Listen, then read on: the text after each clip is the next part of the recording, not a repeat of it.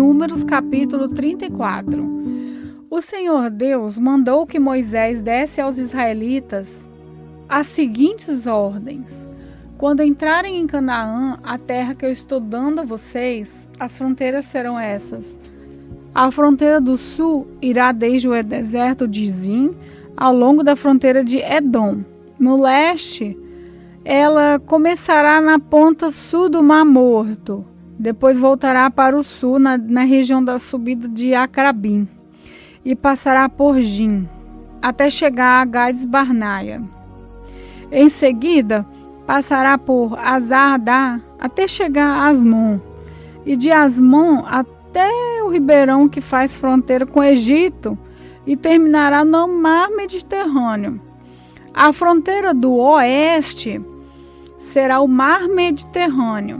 A fronteira norte irá desde o Mar Mediterrâneo até o Monte Ó, e dali até a subida de Amate, e depois até Zedade. De Zedade, essa fronteira do norte seguirá até Zifron e acabará em Azar-Enã.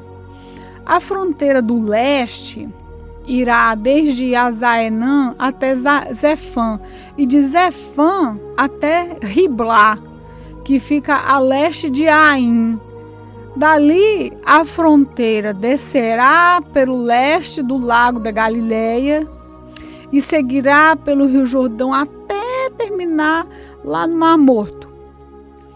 Então, estas serão as 4 fronteiras do país de vocês. Então, Moisés deu essas ordens aos israelitas. Essa é a terra que vocês vão repartir por sorteio. Esse é o país que o Senhor Deus mandou dar a vocês, as 9 tribos e meia. Isso porque as 2 tribos e meia, isso é, as tribos de Gade e de Ruben e metade da tribo de Manassés, já receberam por grupos de famílias a terra que pertencem a elas, do lado leste do Rio Jordão, na altura de Jericó, que ficava do outro lado do rio. O Senhor Deus disse a Moisés: o sacerdote Eleazar e Josué, filho de Num, vão repartir a terra entre o povo. Escolham também um chefe de cada tribo para ajudar a dividi-la. Os homens que devem ser chamados são os seguintes: da tribo de Judá, Caleb, filho de Jefoné; da tribo de Simeão, Samuel, filho de Amiúde; tribo de Benjamim, Elidade, filho de Guizom; tribo de Dan vai ser Buque, filho de Jogli; da tribo de José, isso é Manassés, Amiel, filho de Éfode; tribo de Efraim, Quemuel, filho de Zifrã; tribo de Zebulon, Elisafã, filho de Parnaque; tribo de Isacar, Pautiel, filho de Azã; tribo de Aser, Aiude, filho de Semoli; e da tribo de Naphtali, Pedael, filho de Amiúde. São esses os homens que o Senhor mandou repartir a terra de Canaã entre os israelitas. Números capítulo 35. Nas planícies de Moabe, perto do Rio Jordão, na altura de Jericó, que ficava no outro lado do rio, o Senhor disse a Moisés o seguinte: mande que os israelitas das terras que vão receber deem aos levitas algumas cidades onde estes possam morar, e também terras de pastagem ao redor delas.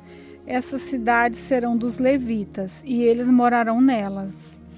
As terras ao seu redor serão para o gado, para as ovelhas e as cabras, e para outros animais. Os pastos ficarão em volta de toda a cidade, numa distância de 400 e 500 metros a partir da muralha.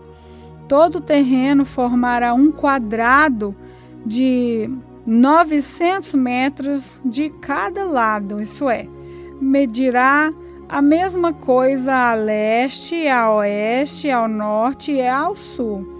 A cidade ficará no meio e os pastos ficarão em volta. Deem aos levitas 6 cidades para fugitivos. Se um homem, sem querer ou por engano, matar alguém, poderá fugir para uma dessas cidades. Além delas, vocês darão aos levitas 42 cidades. Portanto, o total será de 48 cidades, todas elas com pastos ao seu redor.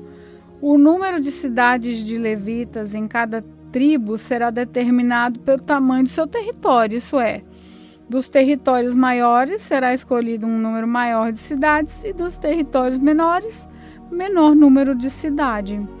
O Senhor Deus mandou que Moisés dissesse ao povo de Israel o seguinte: quando vocês atravessarem o rio Jordão para entrar em Canaã, deverão escolher algumas cidades para fugitivos, onde poderá ficar morando qualquer homem que, sem querer ou por engano, tenha matado alguém. Ali, ele ficará a salvo do parente da vítima que estiver procurando vingança e não morrerá sem ter sido julgado em público. Escolham 6 cidades para refúgios, 3 a leste do Rio Jordão e 3 na terra de Canaã. Essas cidades serão de refúgio, tanto para os israelitas como para os estrangeiros que moram com vocês. Seja só por algum tempo, seja para sempre. Quem tiver matado alguém sem querer ou por engano, poderá ficar refugiado ali. Se o homem ferir uma pessoa com um objeto de ferro, ou com uma pedra, ou com um pau, e causar a morte dessa pessoa, ele é culpado pelo crime e será condenado à morte. Quando o parente mais chegado do morto encontrar o assassino, deverá matá-lo. Se o homem empurrar o outro com ódio ou jogar alguma coisa contra ele com má intenção e ele morrer, ou se um homem esmurrar um inimigo e esse morrer, o culpado será morto, pois é um assassino. Quando o parente mais chegado do falecido encontrar o assassino, deverá matá-lo. Mas pode acontecer que alguém sem querer empurre o companheiro, ou não era seu inimigo, ou atire sem má intenção alguma coisa contra ele. Pode acontecer também que alguém sem ver atire uma pedra e venha a cair em cima de alguém e cause sua morte. Porém, os dois não eram inimigos e quem matou não fez isso de propósito. Nesses casos, o povo julgará a favor do que matou sem querer e não a favor do homem que era responsável por vingar a morte do seu parente. O povo deverá prometer o homem que matou sem querer, não deixando que ele seja morto pelo parente do homem que morreu. O povo o fará voltar à cidade de refúgio para onde havia fugido. E ali o assassino ficará até a morte do grande sacerdote que foi ungido com azeite sagrado. Mas, se em qualquer tempo o homem que matou alguém sair da cidade de refúgio para onde havia fugido, e o responsável por vingar a morte do seu parente o encontrar, ele poderá matá-lo e não será culpado por essa morte. O homem que matou alguém deverá ficar na sua cidade de refúgio até a morte do grande sacerdote, mas depois poderá voltar para sua casa. Essas ordens serão uma lei para vocês e os seus descendentes em todos os lugares onde vocês morarem. Quem matar uma pessoa será condenado à morte, conforme o que 2 ou mais testemunhas disserem. Uma testemunha só não basta para condenar alguém à morte. A vida de um criminoso condenado à morte não pode ser comprada com dinheiro.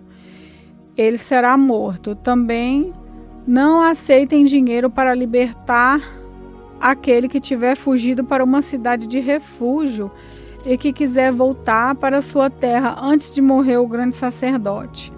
Portanto, não profanem com crime de sangue a terra onde vocês vivem, pois os assassinos profanam o país, e a única maneira de se fazer a cerimônia de purificação da terra onde alguém foi morto é pela morte do assassino. Não tornem impura a terra onde vocês vão morar, pois eu também estou no meio dela. Eu, o Senhor, vivo no meio dos israelitas. Números capítulo 36. Os chefes das famílias dos grupos de família de Gileade, descendentes diretos de Maqui, Manassés e José, foram falar com Moisés e com os outros chefes de famílias israelitas. Eles disseram a Moisés: O Senhor Deus ordenou que o Senhor distribuísse a terra ao povo por sorteio. Ele também ordenou que o Senhor desse a propriedade do nosso parente Zelofeades às suas filhas. Porém, se elas casarem com homens de outra tribo israelita, a terra que foi dada a elas deixará de pertencer à nossa tribo e passará a ser da tribo daqueles com quem elas casarem. Assim irá diminuindo a parte que nos foi dada por sorteio. Porém, quando chegar o ano da libertação, a terra delas ficará definitivamente para a tribo daqueles com quem elas casarem, e não será mais nossa. Então Moisés, conforme as ordens do Senhor, respondeu aos israelitas o seguinte: Os homens da tribo de José têm razão. A ordem do Senhor para as filhas de Zelofeade é essa: elas podem casar com quem quiserem, contanto que seja com um homem de uma das famílias da tribo do seu pai. Desse modo, as terras dos israelitas não passarão de uma tribo para outra, pois os israelitas devem ficar ligados, cada um à terra da tribo dos seus pais. Todas as moças que tiverem terras numa tribo israelita deverão casar com alguém da família da tribo do seu pai.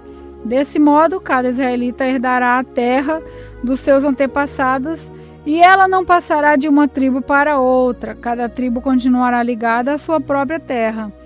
Então Maclá, Tissa, Ogla, Milca e Joá, filha de Zelofeade, fizeram como o Senhor havia ordenado a Moisés e casaram com filhos dos seus tios paternos. Elas casaram dentro dos grupos de família da tribo de Manassés, filho de José, e as suas terras ficaram na tribo do pai delas.